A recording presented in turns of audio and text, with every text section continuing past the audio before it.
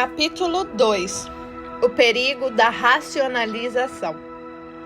E Samuel disse: Por que você não obedeceu ao Senhor?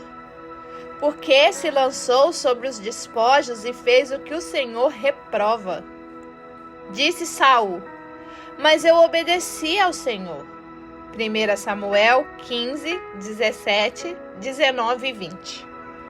Saul derrota os amalequitas e obedece a Deus em quase tudo, exceto pelo fato de que poupa a vida de um homem e alguns animais, na maior das boas intenções. Mas, ao fazer isso, transgride um mandamento divino. É quando Samuel se aproxima de Saul e ocorre um interessante diálogo. O rei de Israel começa: O Senhor te abençoe. Eu segui as instruções do Senhor. Samuel, porém, retruca: Então, que balido é esse de ovelhas que ouço com meus próprios ouvidos? Que mugido de bois é esse que estou ouvindo? Pergunta o profeta. Ao ver que em volta dele estão todas as provas que denunciam o contrário do que Saul está afirmando, diante disso, o rei fica inerte, sem palavras, tentando se justificar. Ele foi pego em flagrante em sua mentira. Em muitas situações da nossa vida ocorre algo semelhante. Por exemplo, poderíamos ver um marido chegar para a esposa e dizer: Eu já sei tudo sobre o seu amante secreto. E a esposa diz: Amante secreto? Mas eu não estou tendo um caso. Então, o que é isso? Responde o marido enquanto exibe uma série de e-mails que comprovam a traição. Bem, isso é justificativas desmascaradas. Permita-me apresentar uma ilustração. Eu e Larry éramos recém-casados e estávamos no início do nosso trabalho ministerial. Ao iniciar um ministério, especialmente naqueles dias, em geral, os recursos financeiros eram bem escassos. Havíamos planejado nossa primeira e pequena igreja no estado de Washington. Eu era modelo de uma agência, tinha uma agenda flexível e com aquele trabalho conseguia ganhar um bom dinheiro rapidamente. Eu fazia apenas trabalhos em desfiles de coleção de roupas para lojas. Naquela cidade pequena havia apenas uma loja chique e uma ou duas vezes por ano os donos levavam designers de Nova York para que exibissem suas coleções ali. No final de semana, todas as mulheres ricas daquela pequena comunidade iam até a loja. Colocávamos mesas com vinhos e café e as recebíamos. Todas as peças de roupas vinham no tamanho P. As senhoras que nos observavam usavam tamanho M, G ou até GG. Elas apenas olhavam para nós e ficavam desejando ser capazes de usar P e tomar vinho. Obviamente, faziam seus pedidos de roupa no tamanho de cada uma, e assim se passava o dia. Ao final, eu ia para casa com uma boa quantia em dinheiro na bolsa. Aos sábados, no principal hotel da cidade, havia um desfile de moda. A cidade inteira se movimentava por ser um grande evento. Foi em uma dessas ocasiões que de repente vi um conjunto cor-de-rosa. Amei aquela roupa. Preciso dizer que lá pelo segundo ano de casamento, eu e Larry, como pastores novos, assumimos um compromisso. O Natal chegara e não tínhamos nenhum dinheiro. Fizemos nosso primeiro cartão de crédito da loja JCPenney. E comprei todos os presentes de Natal com aquele cartão. 2 anos depois, eu ainda tinha uma conta na JCPenney.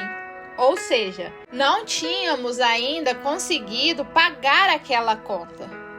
Achávamos que conseguiríamos, Mas não foi o que aconteceu. A conta foi aumentando cada vez mais. Tão logo iniciamos nossa primeira igreja, Larry me disse: amor, não podemos usar o cartão de crédito. Eu concordei. Preciso dizer que minha família de origem não usava cartão de crédito, mas cresci entendendo que o cartão era algo bom. Meus pais não usavam e eu aprendi uma nova maneira de viver. Mas Larry disse que não usaríamos o cartão de crédito e eu concordei. Com essa experiência fresca na memória, vesti aquele conjunto cor-de-rosa para desfilar. Quando coloquei, a reação foi imediata. Parecia que aquela roupa tinha sido feita sob medida para mim. Desfilei pela loja e as senhoras suspiravam. O visual era semelhante ao de Jacqueline Kennedy, uma das primeiras damas mais elegantes que os Estados Unidos já viram. Um tailor curto com grandes botões forrados, justo até o joelho, semelhante à moda atual. Ele se ajustava ao corpo e era de ótima aparência. Desfilei e as pessoas diziam que eu precisava comprar aquele conjunto. Agradeci pelos elogios, mas disse que não tinha condições de comprá-lo. O dia acabou, a dona da loja me chamou e disse: Devi, você não vai ficar com aquele conjunto? Ele estava com um bom desconto. Para que você entenda, o conjunto custava $100. Meu aluguel naquela época era $40 por mês. Ou seja, aquela peça de roupa custava 2,5 vezes o valor do aluguel mensal da minha casa, de acordo com os valores daquela época. A dona da loja insistiu: vai ficar com o conjunto? Faça as contas.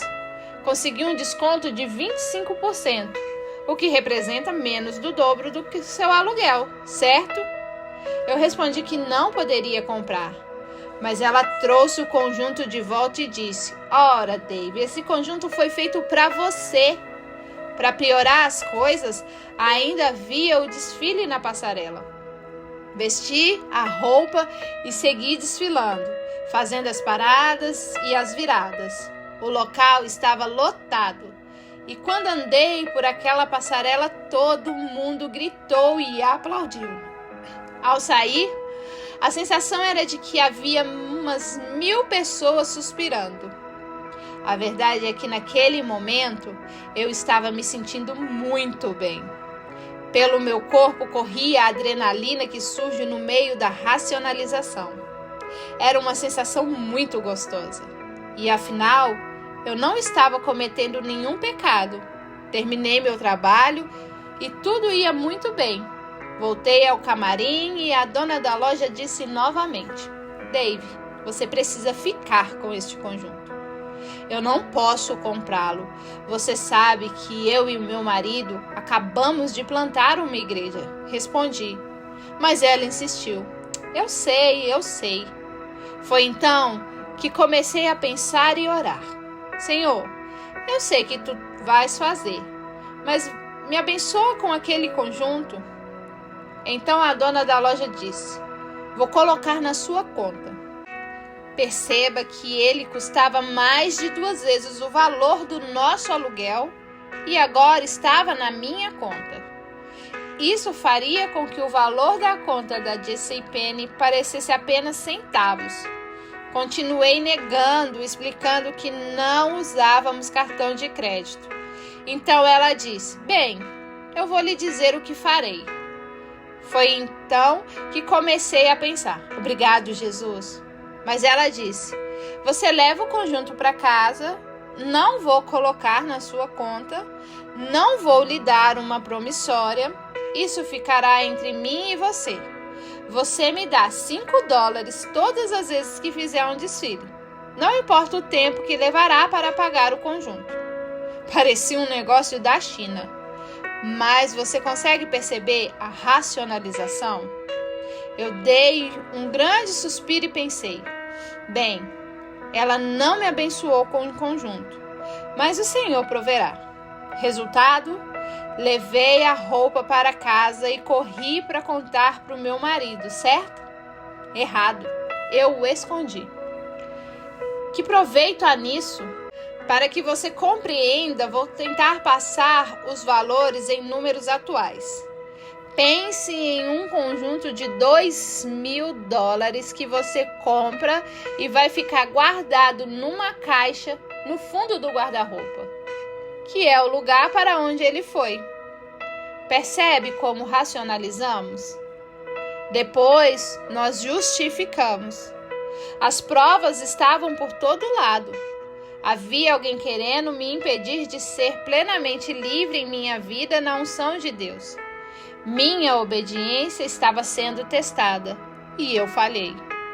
Levei o conjunto para casa. Não pareceu errado naquele momento, mas era. Como terminou esse episódio? No capítulo 4 vou relatar o desfecho dessa situação complicada em que me meti. A racionalização pode ser uma armadilha. Essa situação me lembra hoje o que ocorreu com uma amiga que tinha obsessão por casacos. Certo dia, seu marido lhe disse: não traga mais nenhum casaco para casa. Ela vivia no estado do Colorado, uma região fria dos Estados Unidos. Por isso, precisava estar sempre agasalhada.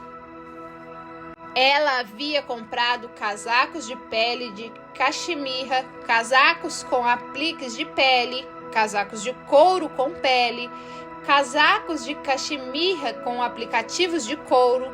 Seus casacos eram curtos, longos, pretos, marrons, brancos, beges, de todas as cores.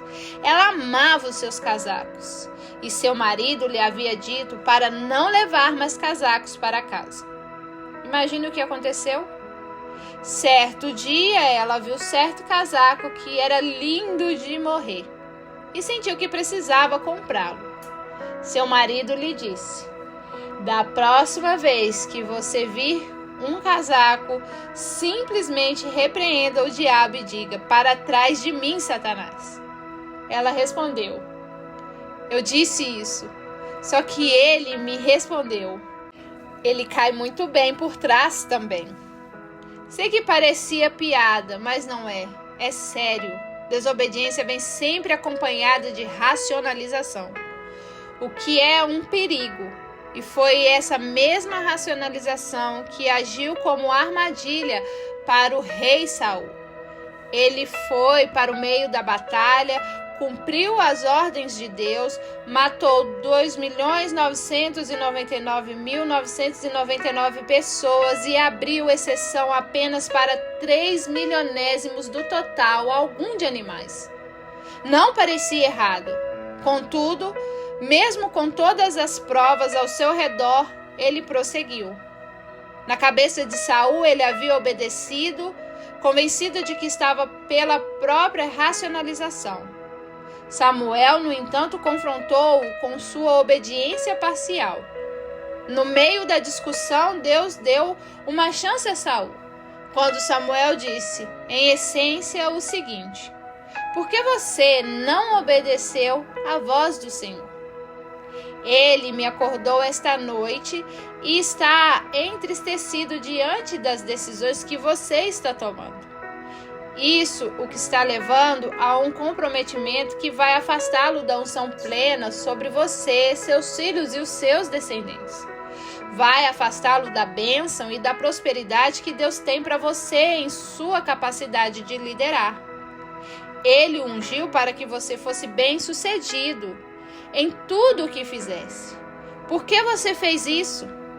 Naquele momento, Saul teve a oportunidade de revelar a sua alma, de dizer algo como: foi por tal razão que agi desta forma. Achei que simplesmente não fazia sentido matar todos aqueles animais.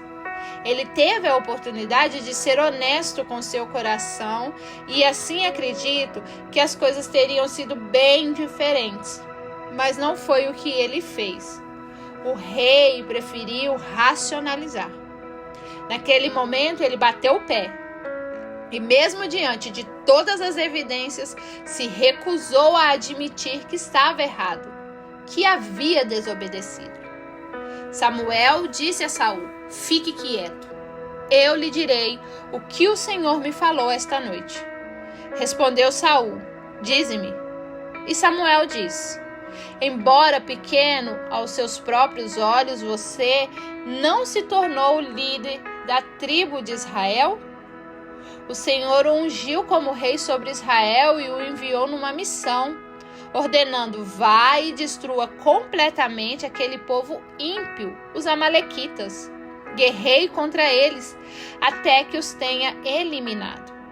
Por que você não obedeceu ao Senhor? Por que você se lançou sobre os despojos e fez o que o Senhor reprova? Disse Saul: mas eu obedeci ao Senhor, cumpri a missão que o Senhor me designou.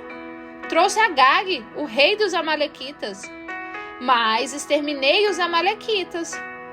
Os soldados tomaram bois e ovelhas dos despojos, o melhor que estava consagrado a Deus para destruição, a fim de que o sacrificassem ao Senhor Deus em Gilgal.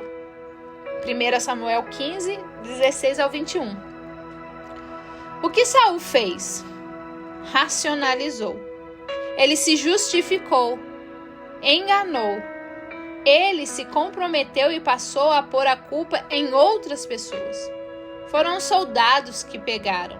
Não é culpa minha. Sou vítima das circunstâncias. Tenha cuidado. Esse tipo de discurso demonstra declínio na santidade. Se você se pegar racionalizando, pise no freio. Diga a Deus: Senhor, o que é obediência integral? Não vou racionalizar essa questão. Firmei um compromisso. Sei qual é a tua vontade e não vou mudá-la. Nesse momento, todas as circunstâncias parecem indicar que não haveria problema, mas não é assim. Posicione-se com firmeza e com muito cuidado com os perigos da racionalização. Vamos orar. Pai querido, entendo que quando racionalizo, estou tão somente apresentando pretextos para o meu comportamento e tentando legitimar ações que nem sequer deveriam ter ocorrido. Por favor, ajude-me a ouvir e a obedecer, ainda que a situação imponha um comportamento que eu saiba ser inapropriado. Quero ser plenamente submisso a Ti. Reconhecerei minhas atitudes e não acusarei os outros, culpando-os por minha débil subordinação. Ajude-me a ter coragem para corrigir meus erros antes do pôr do sol. Quero ser pronto para ouvir, tardio para falar e tardio para me enfurecer. Quero ser rápido para confessar minhas faltas e desculpar-me com aqueles a quem, porventura, vier lesar. Obrigado pela sua paciência que tens comigo. Eu te amo. Para refletir. 1. Explique quais são os maiores perigos da racionalização. 2. Por que você acha que a desobediência vem sempre acompanhada de racionalização? 3. Pense em 3 situações de sua vida em que você usou a racionalização para desobedecer a Deus. Por que essas situações aconteceram? O que você poderia ter feito para evitá-las? 4. Quais são as melhores maneiras de pisar no freio quando você se pega racionalizando para desculpar algum comportamento transgressor?